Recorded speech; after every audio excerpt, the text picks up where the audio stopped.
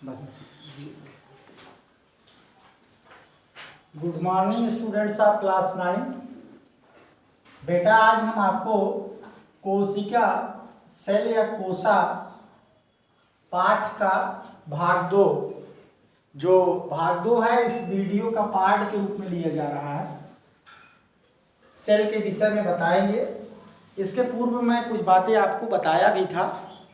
आज उसी से रिलेटेड जुड़ी हुई बातें आगे की तरफ बताया जाएगा। सबसे पहले आपको हम कुछ बातें फिर से एक बार दोहरा दें, जो कि काफ़ी महत्वपूर्ण बातें थी। मैंने पहली बात आपको बताया था, रॉबर्ट हुक, जिन्होंने 1665 में सेल को डिस्कवर किया। आपने पहली बात पढ़ी 1665 में जो रॉबर्ट हुक नाम के साइंटिस्ट थे, इन्होंने सबसे पहले सेल को डिस्कवर किया कार्क से। कार्क मीन्स जो पीस ऑफ वुड, लकड़ी का टुकड़ा, एक लकड़ी के टुकड़े के द्वारा इन्होंने देखा, पहली बात। दूसरी बात 1674 में जो एंटोनी वॉन लीवेनहॉक थे, आपके एंटोनी वॉन लीवेनहॉक थे, इन्होंने जीवित सेल को, लिविंग सेल को डिस्कवर किया और इन्हें फादर ऑफ माइक्रोबायोलॉजी भी कहते हैं, या सूक्ष्म जैव विज्ञान का पिता भी कहते हैं। इन्हें आप फादर ऑफ माइक्रोबायोलॉजी, सूक्ष्म जैव विज्ञान का पिता कहते हैं।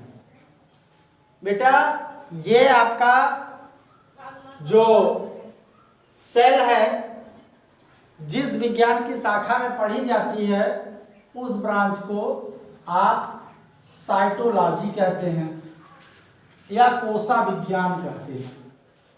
क्या बोलते हैं? कोशा विज्ञान कहते हैं। इसके साथ साथ इस सेल की अगर एक आप ऐसे ही सामान्य स्ट्रक्चर बनाएंगे, तो सामान्य स्ट्रक्चर में क्या क्या बातें महत्वपूर्ण रूप से आती हैं, उस पर जरा सा आप ध्यान देंगे। जैसे मान लीजिए ये आपका एक सेल है, इसके चारों तरफ एक जो दीवार पाई जा रही है, इस तरीके से बाउंड्री लाइन पाई जा रही है। इस दीवार को आप सेल मेम्ब्रेन बोलते हैं या कोशा कला कहते हैं, या इसी को प्लाज्मा मेम्ब्रेन भी बोला जाता है। इसके साथ में यहाँ एक सर्कुलर स्ट्रक्चर है, जिसे आप न्यूक्लियस बोलते हैं, या इसी को आप केंद्रक के नाम से भी जानते हैं। और ये जो इसमें एक लिक्विड जेली जैसा मटेरियल पड़ा हुआ है, जिसे आप जीवद्रव्य या प्रोटोप्लाज्म के नाम से जानते हैं। यह एक प्रारूपी सेल की बात है, जो लगभग सारे सेलों में पाया जाता है। अगर बात करें इस न्यूक्लियस की, तो ये न्यूक्लियस प्रोकैरियोटिक सेल में नहीं पाई जाती है। हमने आपको प्रोकैरियोटिक और यूकैरियोटिक सेल में डिफरेंस इसके पहले बताया है। यहाँ पे इस न्यूक्लियस की डिस्कवरी की अगर हम बात करें, तो 1831 में रॉबर्ट ब्राउन नामक वैज्ञानिक ने, 1831 में रॉबर्ट ब्राउन नामक वैज्ञानिक ने क्या किया? केंद्रक की खोज की। फिर से एक बार बात को सुनिएगा। 1831 में रॉबर्ट ब्राउन ने न्यूक्लियस को खोजा, केंद्रक को खोजा। जिस तरीके से आपके शरीर में आपका मस्तिष्क पूरे शरीर को कंट्रोल करता है, नियंत्रित करता है, कमांड में लिए रहता है, उसी तरीके से सारे सेल के एक्टिविटीज को ये आपका न्यूक्लियस क्या करता है, कंट्रोल करता है, कमांड करता है।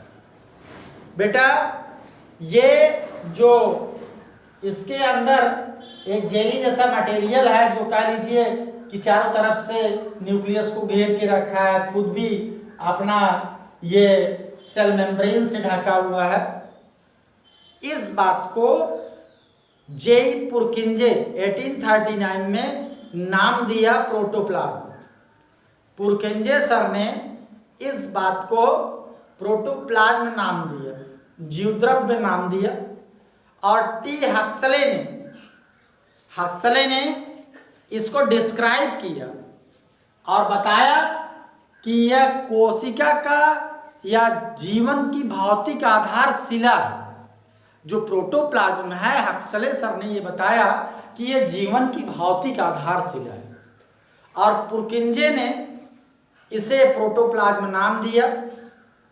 उसके साथ साथ आप एक बात और जानिए कि बिना जीव द्रव्य के जीवन को कंसीडर नहीं किया जा सकता है, माना नहीं जा सकता है, अर्थात बिना जीव द्रव्य के कोशिका जीवित अवस्था में नहीं रह सकती है। एक बात।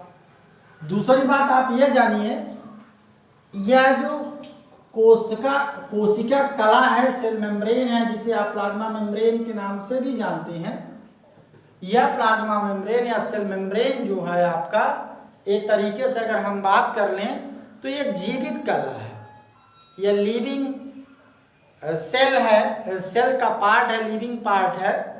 और यह लिपिड और प्रोटीन की बनी होती है जो कि एनिमल सेल के ऊपर पाई जाती है। लेकिन अगर ये प्लांट सेल होगा तो इस प्लाज्मा मेम्ब्रेन के ऊपर एक और भी हार्ड स्ट्रक्चर पाया जाएगा। इस स्ट्रक्चर को आप जो चारों तरफ से इसको पाया जा रहा है, ये इस स्ट्रक्चर को आप सेल वॉल कहते हैं।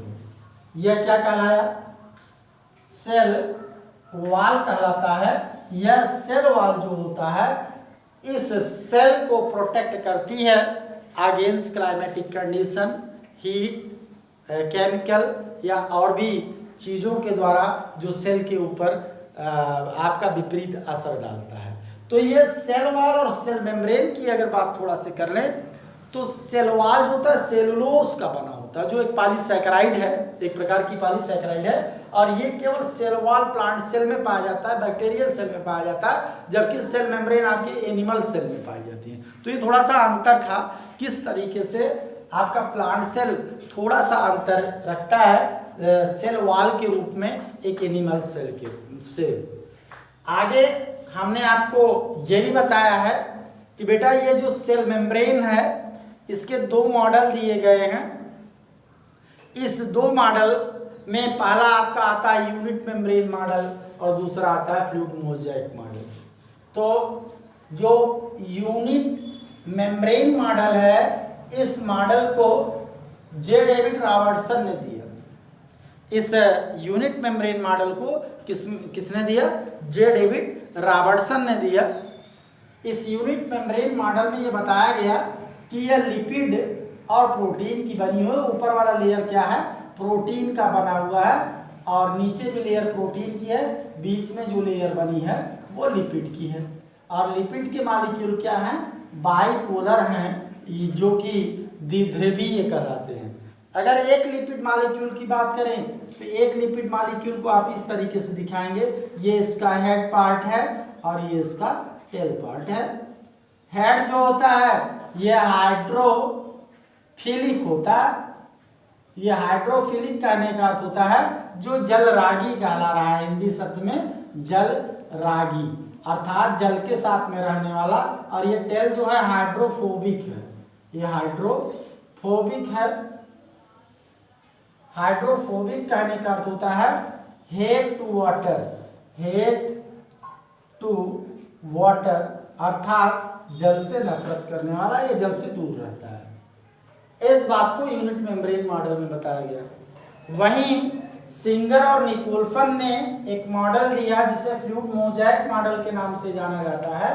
यह फ्लूइड मोज़ेक मॉडल में यह बताया गया कि निश्चित तरीके से सेल मेम्ब्रेन आपकी जो है लिपिड और प्रोटीन की ही बनी हुई है, लेकिन इसमें लिपिड के मॉलिक्यूल में प्रोटीन जगह जगह क्या हुआ है, ढसा पाया जाता है। इस तरीके से लिपिड के मॉलिक्यूल में ढसा पाया जाता है, ना कि एक लेयर के रूप में अरेंज होता है। फिर आप कुछ प्रोटीन के अणु ऐसे भी होते हैं जो पेरिफेरी पर भी होते हैं, जिन्हें आप पेरिफेरल प्रोटीन के नाम से जानते हैं, परिधीय प्रोटीन के नाम से जानते हैं। ये चैनल प्रोवाइड करते हैं मटेरियल को, आने जाने में मदद देता है। और ये जो पेरिफेरी पे पाया जाता है ये पेरिफेरल प्रोटीन कहलाता है। तो इतनी बात तो ये आपके सेल मेम्ब्रेन के विषय में हो गई। इस मॉडल को फ्लूइड मोज़ेक मॉडल को सिंगर और निकोल्सन के द्वारा प्रस्तुत किया गया, जबकि यूनिट मेम्ब्रेन मॉडल को आपका जे डेविड रॉबर्टसन के द्वारा प्रस्तुत किया गया। बाकी बातों को हम नेक्स्ट वीडियो में आपको सेल से संबंधित बातों को बताएंगे। तब तक के लिए धन्यवाद।